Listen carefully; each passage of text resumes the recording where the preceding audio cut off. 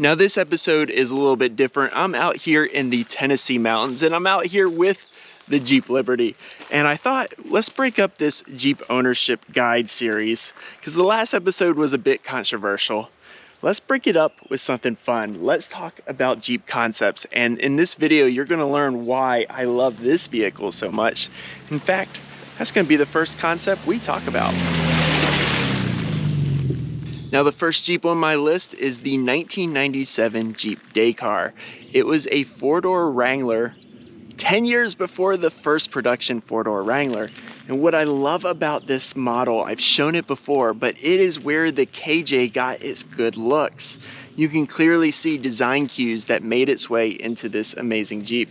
Now just imagine had this concept vehicle been the next generation Cherokee that followed the XJ, I think this Jeep would have been a Jeep that all of us would be wanting right now, because the guts of a TJ with the looks like this, man, people would have absolutely loved it. But let's get on to talking about SUV concepts, because Jeep has had so many amazing SUV concepts. I'm probably showing you guys some of them right now, but what I want to focus in on in this video is the 2014 Dakar.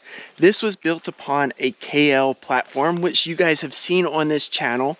This Jeep is a Jeep that inspired so many of my friends. It has a Jeep performance lift, 33-inch tires, and it was absolutely made for off-roading.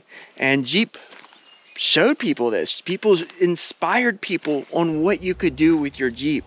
Yet they never did offer their performance lift. They never did offer some of the goodies that this Jeep had, which was definitely a shame, because there's so many people that want an incredible off-road SUV Jeep.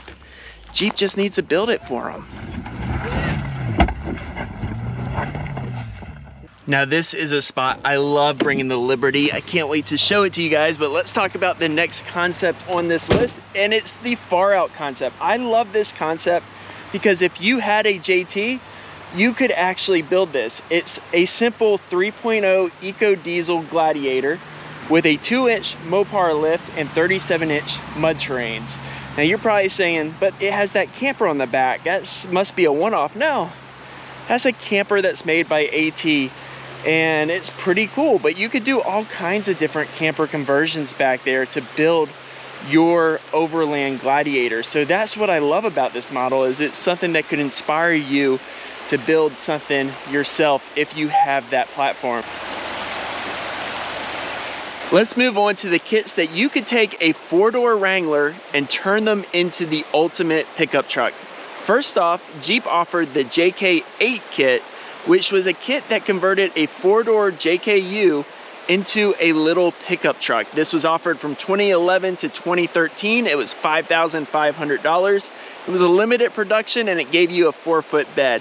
It looked pretty good, and there are examples of that out there, but the one that looks absolutely perfect is the J6, which Jeep has now shown us twice at 2 different Easter Jeep Safaris, most recently at the 2025 Easter Jeep Safari. And I saw it for myself. I'm telling you, it looks production ready. And I am really hoping that Jeep will offer it. It's gonna be a 6-foot bed, and it's gonna convert a 4-door Wrangler into just the ultimate 2-door pickup truck that everybody has been asking for. So I really hope they offer it, and I hope they call it the Scrambler kit. First, we talked about one that you can build yourself, and then we talked about the J6, one you might be able to build, but this next one is one that Jeep should absolutely build, and that's a 7-seat Wrangler. They first started toying around with this in 2004 with the Jeep Rescue. This was built during the TJ years, but it definitely gave us a clue to what the JK series of Jeeps were gonna look like. Then in the JK years, they gave us the 2015 Jeep Africa, a Jeep that was focused on utility, and I absolutely love it. But my favorite of the 7-seat Wranglers is the Jeep Overlook from 2022. This is an absolute beautiful Jeep. The only concern I've had with this Jeep is Jeep was pushing luxury with it. And yes, I think they could absolutely sell this to people that want to use them for daily activities. The more utility space could be extremely useful for your trips to the mall. But for those of us that love to get into the backcountry, we would absolutely love this Jeep. Put a diesel in it, keep it solid axles, and I bet you would see this Jeep in some of the most remote places on the planet. Now, I absolutely love solid axles. I got 3 Wranglers, but I gotta ask the question, why are you guys solid axle swapping the Liberty? It has one of the absolute best steering as it is. I absolutely love driving this vehicle, and I think if you're gonna build it, you should build it like my friend Andrew did with his Liberty, which you can see on his channel. He's actually the community ride for this video. And I know some of you guys are a little disappointed in me because I am not using this to its full potential, and I'm disappointed too. But I owe it to you guys to let you know what's going on. This is my parents' backup vehicle, and until they get another backup vehicle, I do not feel good pushing this Jeep like I do.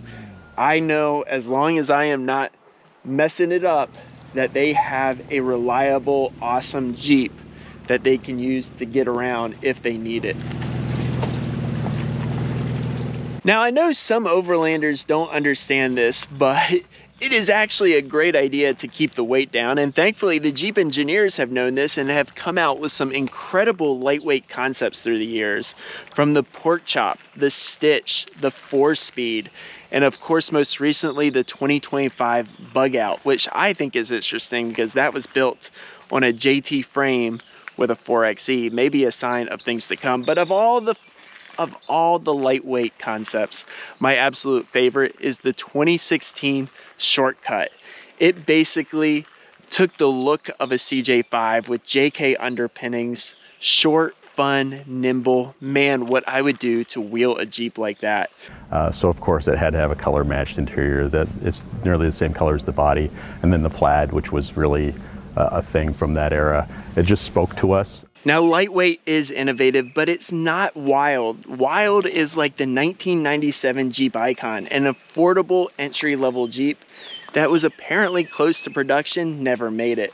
Or the 2005 Jeep Hurricane, twin 5.7s, 4-wheel steer, completely wild. Or the 2012 Mighty FC concept. And this thing I could see as the beginnings of an amazing 4-wheel drive van build. But of all the wild concepts, my absolute favorite is the 2009 Lower 40.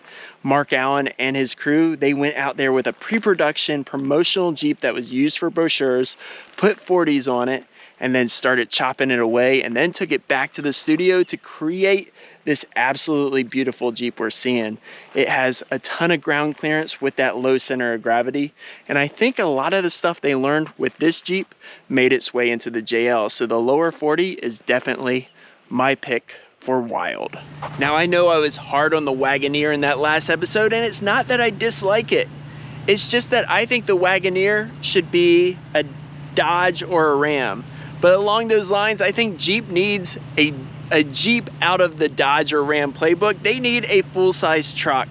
And that brings me to Rick's Power Wagon. I wheeled with Rick all last year. He's gonna be in a ton of our upcoming Overland guides. He wheels that thing like it's a Jeep. Every time I watched it wheel, I'm thinking this is just a big Jeep. And that's what Jeep needs in the lineup. And they've had so many cool truck concepts through the years. And my favorite is the Nukeiser 715, military grade, just completely cool looking truck that honors the heritage of the Nukeiser 715 of the past. It's such a cool truck. And if you put that on top of the Power Wagon's guts, you would have an absolute hit. Now, I have to be honest here, that Nukeiser 715 was not on the Power Wagon's guts. It was on the guts of the J8, which is our next Jeep. Well, the 1997 Dakar is my inspiration for this Liberty, while this next concept is the inspiration for my new JKU, and that would be the J8. This was a concept vehicle that became reality. It just became reality, not for us. It is a military Jeep with a diesel motor.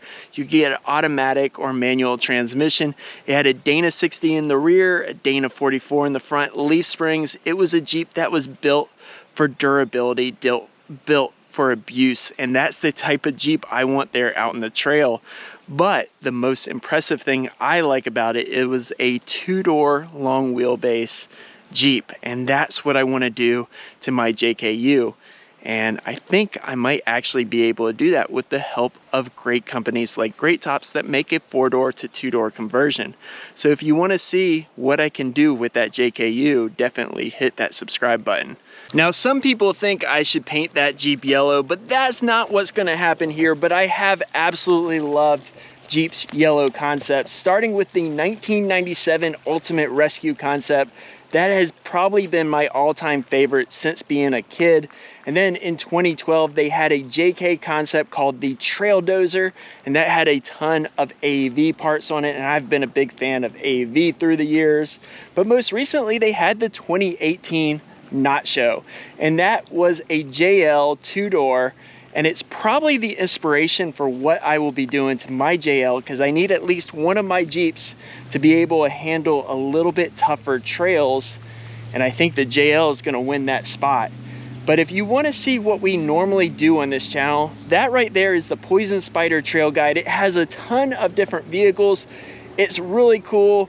It was so much to film, and I love watching other vehicles go on there.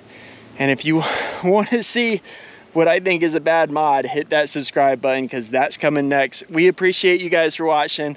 Thanks, guys. Bye.